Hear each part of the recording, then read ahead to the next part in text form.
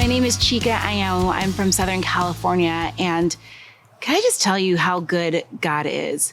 I mean, I didn't always believe that. I didn't always act like that. But now as I'm getting older, I just realize that God has always been faithful. And even says that in 2 Timothy, where God is faithful even when we are unfaithful.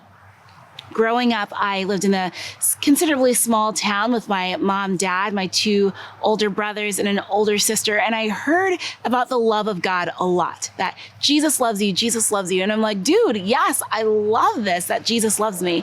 And Jesus, if you love me so much, then I want this, that, and the other. Jesus was more like Santa Claus or a genie, there to grant me my every wish. So I knew the love of God. And I went on this retreat my freshman year of high school. And on this retreat, I was challenged by one of the leaders. And she said, Chika, I know that Jesus loves you. But have you ever told him that you love him in return? And to be honest, I think the answer was no. I don't think I ever really shared that with the Lord.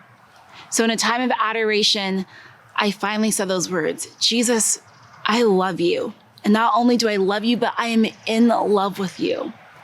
And friends, let me tell you something. From that moment on, everything was rainbows and unicorns and everything good for like a month. A month later, late at night, I get a phone call. And actually, my mom picks up the phone, and it's a friend saying that a dear friend of mine who was actually on that retreat died in a car accident along with 4 other high school students. Yeah, I didn't know what to do. Like, I just gave my life to God. I told Jesus that I loved him, that I was in love with him, willing to be in a relationship with him. And someone that I just love and cherish just died.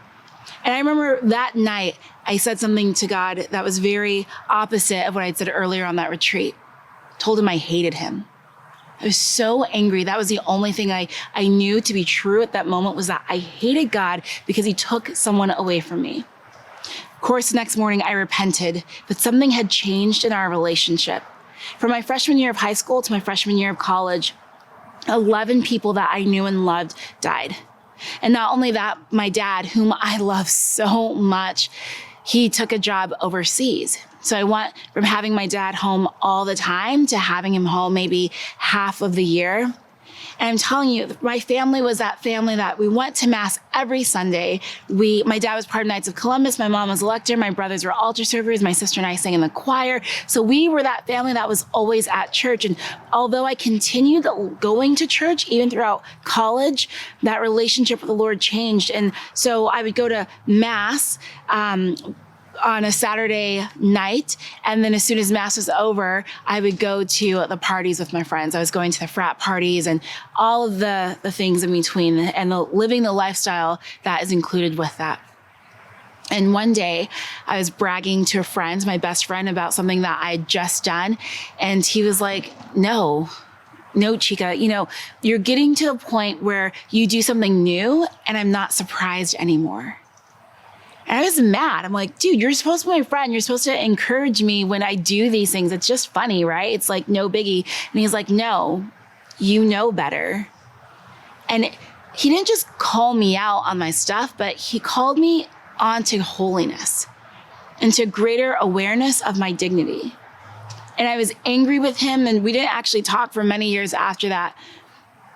But God, I love him for calling me on to holiness. And it didn't happen immediately. And I'm sure it took many, many months and even a good year for me to get my stuff together. But I remember always recognizing that the church was home, that I loved God, that I was sorry for the things that I've done that took me away from him. Sometimes people say I regret nothing, but no, I regret a lot of things. Every moment that I spent away from the Lord. I love Jesus. He is good and he is faithful, even when we are unfaithful.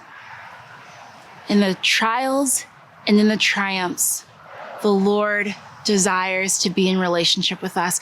I will never pretend to know your life. I will never pretend to know what you've been through, what you've done, or the things that have been done to you. And I can only say this: Jesus loves you.